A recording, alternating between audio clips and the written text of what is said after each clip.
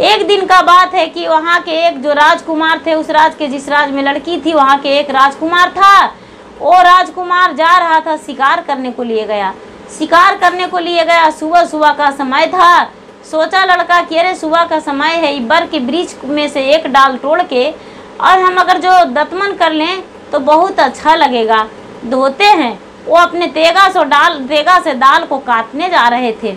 इतना ही में बर का वृक्ष कह रही है, मतु तोड़ू पता राजा, मतु काटो डालिया, कटी जैते हथवा से पैर, 12 बारिश के राजा हमारो मेरिया, छोड़ी देलन बाबा सो सघरिया, खाइयो जनमा बचाई राजा, बनमा में आईली, छिपी गेली बरगद गाछ। ये राजा सोचता रे ये कुछ कहता है, कोची बोलता है। फिर तेगा उसाहा कि अबरी भर देखते हैं, फिर बोलेगा तो नहीं काटेंगे। फिर कह रही है, राजा के बेटी ही ये राजा घर रहली, 12 बारिश के राजा हमारो मेरिया, पिता सोपलन सोसवा के हाथ, जनमा बचाई राजा एले हम बनमा, छिपी गेली बरगद गाछ, मातो काटो डरे राजा, मातो तोड़ो पतवा, कटे जैते हथवा से पैर। कहता है अरे इसको मैं कह रहा है कि हाथ पैर मेरा कट जाएगा, हम राजा के बेटी हैं, 12 बरस मेरा उम्र है, क्या हो सकता है। वहाँ से राजा अब नहीं शिकार किए और नहीं दतमन काटे और घर के ओर चल दिए। और जाके और अपने पिता से कह रहे हैं कि पिताजी आप रोज़ हमको समझाते थे कि शादी कर लो, लेकिन आज हम अपना शादी अपने आप से पक्का कर लिए हैं, हम अपने तय कर लिए हैं। राजा बोले कि ये तो बड़ी खुशी का बात है बेटा, तू शादी तय कर लिया। तो हाँ पिताजी, हम अपना शादी खुद ही तय कर लिए हैं। राजा बोलते हैं कहाँ सेट कर लिया और लड़की कौन है। ये बोलते हैं राजा साहब का लड़का राजकुमार, पिताजी जब हम जंगल गए थे तो जंगल में एक बर का वृक्ष था और उस वृक्ष को हम दतमन काटने के लिए कह गए तो उसमें से कोई लड़की का आवाज़ निकलता है सुंदर राग में और कहती है कि हम राजा का बेटी हैं और मेरे पिताजी एक सोस के हाथ में सौंप दिए थे और हम जान बचा के जंगल आ गए हैं और बर में छुप गए हैं। मेरा डाल मत काटिए, पात मत काटिए, मेरा हाथ पैर कट जाएगा। कौन हो सकता है। राजा बोले नहीं, तू झूठ बोलते हो, ऐसा नहीं हो सकता है। चलो तो हम उस बर को कटवा देंगे, तब तो नहीं होगा ऐसा। राजा क्या किए कि बढ़ी को लेकर और चल दिए उस बर को कटवाने जंगल में बर को तो कटवाने चल दिए। लड़का मना कर रहा है कि पिताजी मत जाइए बर को कटवाने।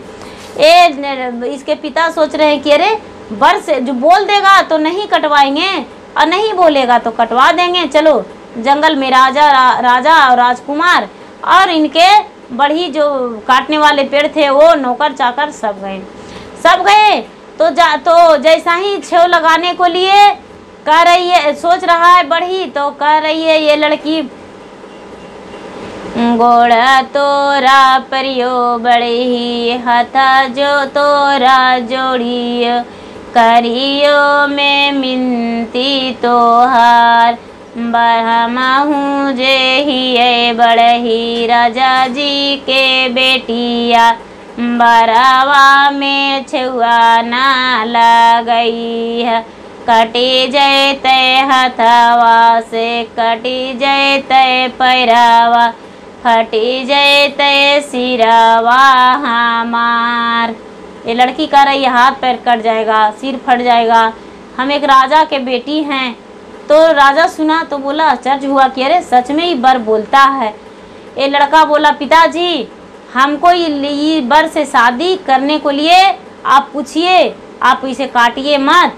ये राजा बोलते हैं कि हम अपना लड़का से शादी करना चाहते हैं, तुम मंजूर है, शादी करोगे? ये बर कहती है कि अरे हम तो बर का वृक्ष हैं राजा साहब, हम शादी कैसे कर सकते हैं?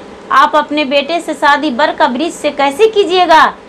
ये राजा बोलते हैं मेरा बेटा यही बर के पत्तों में और बर के वृक्ष में लुभाया हुआ है, और एक ही बेटा है, जान देने को लिए कहता है कि जान दे देंगे, मैं क्या करूं? लड़की बोली तो मुझे स्वीकार है, हम शादी करने के लिए तैयार हैं। ये क्या किए जो राजा थे वो शादी के लिए रचना रचा दिए, शादी के रचना रचा दिए, नगर में फैला दिए, और सबसे बोले कि हम अपना बेटी को एक बर का वृक्ष से शादी कर रहे हैं। और जब शादी वहाँ पर बारात लेकर गए तो बारात लेकर गए, शादी हो गया बर के साथ, और बर के साथ शादी कर दिए, उसको जड़ से कवरवा दिए, जड़ से बर को कवरवा दिए, और एक गाड़ी पे बैलगाड़ी पे लदवा दिए, और लदवा के और अपना घर के बगल में लाकर उसको वृक्ष के रूप में लगा दिए, वृक्ष के रूप में लगा दिए।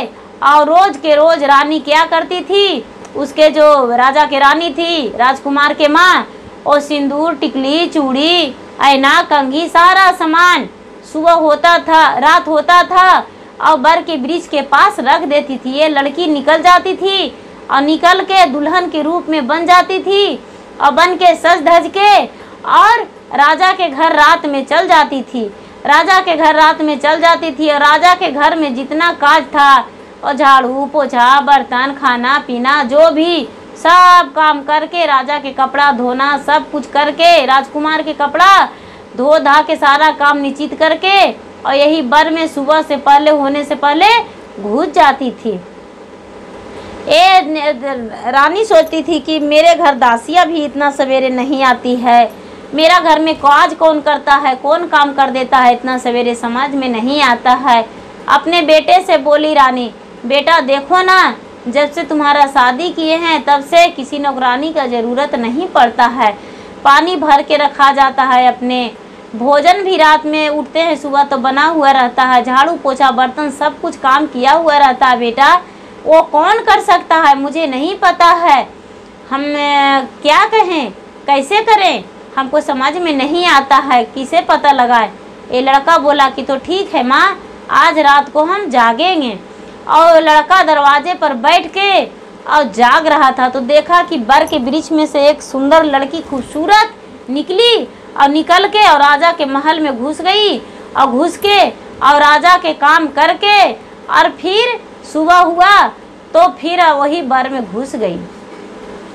माँ से ही लड़का बोला कि माँ ये बर में एक सुंदर लड़की है माँ, ये जो लड़की है वही लड़की सारा काम करती है, वो मेरी पत्नी है, और वही जो है सो ऐसा करती है। इसको माँ बोला, माँ कि ठीक है बेटा, कल के हम भी देखेंगे। तो क्या किए, वो जो उसकी माँ थी वो और राजकुमार दोनों बिहान होला देखने लगे, रात पूरा जागने लगे। तो रात हुआ तो रानी धर लाई, शाम हुआ तो रानी धर लाई उसके जड़ पे 16 सिंगार, और लड़की निकली बर में से और 16 सिंगार कर ली, और दुल्हन के रूप में सज के और उसी पेड़ से निकल के घर में जाके और राजा के घर काम करने लगी। राजा के घर काम पूरा साफ सफाई, झाड़ू पोछा, बर्तन, खाना पीना सारा काम बना के करके, और भोर होने से पहले आगे जाके बर में छुप गई। जब बर में छुप गई तो ये लड़का बोला अपने माँ से, माँ देख लिया? ये बोलती है, माँ हाँ बेटा, ये सचमुच में कोई राजकुमारी है, कोई परी है जो बर में छुपी हुई रहती है बेटा, ये सच बात है, हमारा घर में और कोई नहीं, मेरी बहू रहती है, बेटा बहू को कैसे लाए? तो ये बोला कि माँ हम जब उससे शादी करने का दावा कर सकते हैं, अपने घर के सामने ला के और लगा दिए हैं, तो घर में भी उसको बसा लेंगे माँ, मेरा मिन्नती है, मेरा वादा है। ये क्या किया कि जाके और 16 सिंगार लेके, चुंदरी साड़ी सब कुछ लेके और जाके और कह रहा, हाथ तोरा जोड़ियो रानी, गोड़ तोरा परियो, सुन ले हो बिनती हमार। पेनियो में लेहुरा नीलहरा पटोरवा करी लेहु सोलहो सिंगार। करियो में लेहुरा पेनियो में लेहुरा ने बतीसो गहनामा चलहु का हमारा के संग। नहीं कोई मर्तन रानी नहीं गारी आए तन के न कर कारण में रहला बर में छिपाए। ये लड़की कहती है हाथ तोरा जोड़ियो राजा गोड़ तोरा परियो नहीं देखिया हमारा रूप नदिया यारा पर सो सघरिया रवा जाए तय में हमारो के खाए। ओ करे के डरे राजा बर में छिपलिए नहीं आई वो तो हरे हजूर। ये कहता है राजा के लड़का कि ऐसा नहीं होगा, उसको डर से आप जब छुपे हैं तो सोच घरियार मेरे घर नहीं आएगा, आप निकलिए। लड़की विनती करने पर भी नहीं निकली, किसी कीमत पर भी नहीं निकली। ये लड़की क्या हुआ कि जब फिर से शाम हो गया तो लड़की निकल गई। 16 सिंगार धर लाए रानी, 16 सिंगार करके और राजा अपना घर चल गई, ससुराल चल जाती थी काम अपना बहू के फर्ज निभाने। तो क्या किया, जब तक ये लड़का जो था वो रात भर में पूरा बर के टोन करवा दिया, इतना टोना करवा दिया कि लड़की का घुसने का जगह ही नहीं मिला। जब भोर हुआ तो लड़की देख रही है कि बर का इतना टोना किया हुआ है कि चैली तक उसमें निकाला हुआ है। ये लड़की कहने लगी कि राजा साहब ये क्या किए, ये तो बहुत गलत किए कि आप ऐसे कर दिए, ये तो बहुत गलत किए। और बीच में से टोकरी जो रखा हुआ था सोना चांदी हीरा जेवरात का, वो टोकरी मिला। ए राजा टोकरी लाए, भर टोकरी पूरा गहना जेवर था। वो टोकरी लेकर और अपना घर आया और लड़की भी घर में रह गई। घर आई तो आने के बाद लड़की कहती है कि देखिए राजा साहब ऐसा मेरा कहानी था। मेरे माता पिता जो थे वो मेरे पिताजी मुझे धर लाए थे एक सोच घरियार के पास। इसका रहस्य मुझे नहीं पता है, मेरे साथ चलिए मेरे पिताजी के पास, इसका रहस्य को हम पता लगाएंगे। क्या कारण है जो मेरे पिताजी मुझे धर लाए थे उस सोच घरियार के पास। ये राजा बोले कि तो ठीक है, अपने लिए घोड़ा और रानी के लिए डोली। और लड़की बताई कि हम फलने राजा का बेटी थे, चलिए। और वो लड़की और लड़का दोनों चल दिए। जब चल दिए तो घर के दरवाजे पर पहुँचे हैं तो रानी देखी तो एक सुंदर सा उसका भी एक पुत्र हो गया था। जब तक एक पुत्र हो गया था, एक गोद में बच्चे ली हुई थी। और रानी देखी अपने बेटी को तो बेटी को पहचान गई, मांग में सिंदूर देखी बेटी को। एक लड़का बोले बेटी तुम कैसे, उसको चंगुल से। ये लड़की रोने लगी और कहने लगी कि माँ मुझे सच जानना है कि तुम क्यों मुझे धर लाई थी, भिजवा दी थी उस सोच घरियार के पास। ये जो रानी थी ये सारा कहानी अपना बताई कि ऐसे ऐसे हुआ था और यही में तुमको हम वहाँ कबूल के हारे हुए थे, राज को बचाने को लिए हम तुम्हें त्याग कर दिए थे और वहाँ पर हम तुम्हें भेजवा दिए थे। इसके लिए बेटी तुम मुझे माफ़ करना, इसमें मेरा कोई कसूर नहीं है, हम कुछ नहीं कर सकते थे। अपना राज के बचाने के लिए तुम्हारे पिता ने अपना बेटी को त्याग कर दिए। इस बात को सुन के बहू और बेटी दोनों खुश हो गए और माता पिता को दोनों को गले लगा लिए और बोले कि आप जैसा तो हम किसी संसार में भी नहीं देखे हैं कि अपना राज को बचाने को लिए अपना बेटी को ही, एक बेटी जिसका है, क्या त्याग कर सकते हैं। आप जैसा ही माता पिता जो होंगे वही त्याग करेंगे। ऐसा कह के और शंकर भगवान को धन्यवाद किए कि भगवान आपको पूजा तो हम जरूर दिए हैं करते हैं, लेकिन आप मुझे माता पिता भी दिए हैं, वो बहुत अच्छे मेरे माता पिता हैं। और भगवान करे कि माता पिता सबको ऐसे दे, और जैसे भगवान आप मुझ पे दया किए, मदद किए और मेरे जान बचा लिए, ठीक उसी तरह सब पे मदद करके और सबको रक्षा कीजिए, जान को सबको प्राण बचाइए। समय आने पर किसी चीज़ का भी एक चिट्ठी है उसे भी आप बचा के रखिए, और सोच घर ऐसा जीव को उसे दूर रखिए, उसका लालसा कभी पूरा ना हो।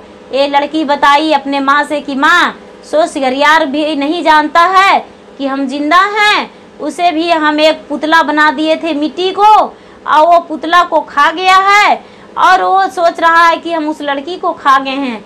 सोच घरियार भी नहीं जानता है। और एक बाघ था जंगल में, वो बाघ के डर से हम एक बर के पेड़ में छुप गए थे, और ये राजा साहब वन में गए थे जंगल में शिकार करने को लिए, तो ये दतमन काट रहे थे तो हम इनको नहीं काटने दिए। और यही है कि जो ये मुझे से शादी किए, हमको आवाज़ सुन के इनको लगा कि कोई इसमें लड़की है, तो वही आवाज़ सुन के ही क्या किए कि मुझसे शादी कर लिए।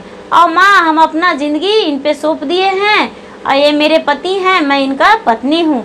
इस बात को सुनकर माँ के भी बहुत बड़ा खुशी मिला, और खुश होकर अपने बेटी दामाद को गले लगाई, और जो भी जितना अन्न धन जितना दे के विदा करना था, वो बेचारी सब कुछ दे के विदा कर दिया अपने बेटी को, बेटी और दामाद को।